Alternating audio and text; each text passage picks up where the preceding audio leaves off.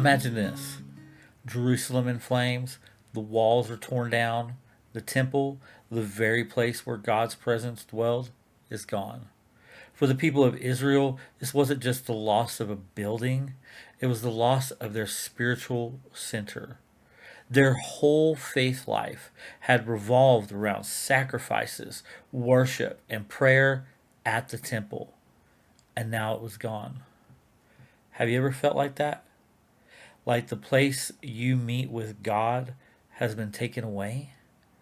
Like his presence is far from you? In 2 Kings 25, we see that Nebuchadnezzar's army has sieged Jerusalem, that the temple and the surrounding buildings, the royal palaces, the houses have all been set on fire. The city's walls have been torn down, and all the people were taken to Babylon as captives, except for a few poor people left to farm the land. All the treasures of gold and silver from the temple were looted and taken to Babylon.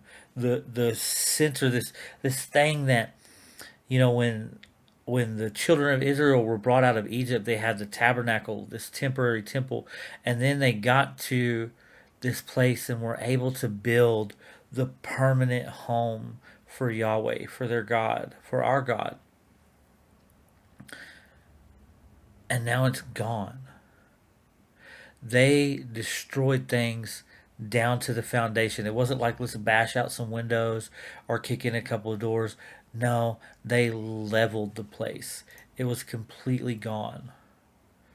The psalmist writes in Psalm 137, "By the rivers of Babylon we wept when we remembered Zion." The people were in exile.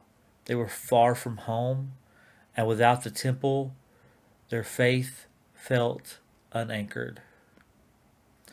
What do you cling to when God feels distant? Sometimes it's a crisis that shakes us. Sometimes it's sin that drives a wedge between us and God. Sometimes it's disappointment. When prayers feel unanswered and we wonder if God's even listening. Israel knew that feeling. And if we're honest, so do we. But here's the thing: just because they were far from the temple didn't mean God was far from them. Through the prophet Ezekiel, God told his people, "Though I sent them far away among the nations, yet for a little while I have been a sanctuary for them in countries where they have gone." That's Ezekiel 11, verse 16. Even in Babylon, even in exile, God was with them. His presence isn't confined to a building. And isn't that true for us? We may feel far from God, but He hasn't abandoned us. He's still speaking. He's still moving.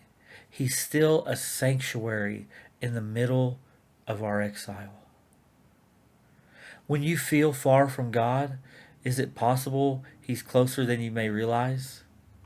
The people of Israel thought they had to wait for the temple to be rebuilt to experience God again. But here's the hope of the gospel: because of Jesus, we don't have to. Paul says in 1 Corinthians 3:16, "Don't you know that you yourselves are God's temple and that God's Spirit dwells in your midst?" Peter says we are living stones being built into a spiritual house. Through Christ, the presence of God doesn't dwell in a building made of stone.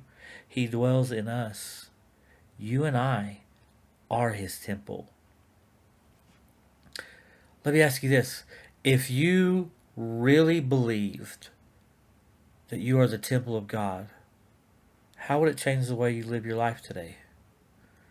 Would it change the way you carry yourself at work, at home, even in the middle of your struggles?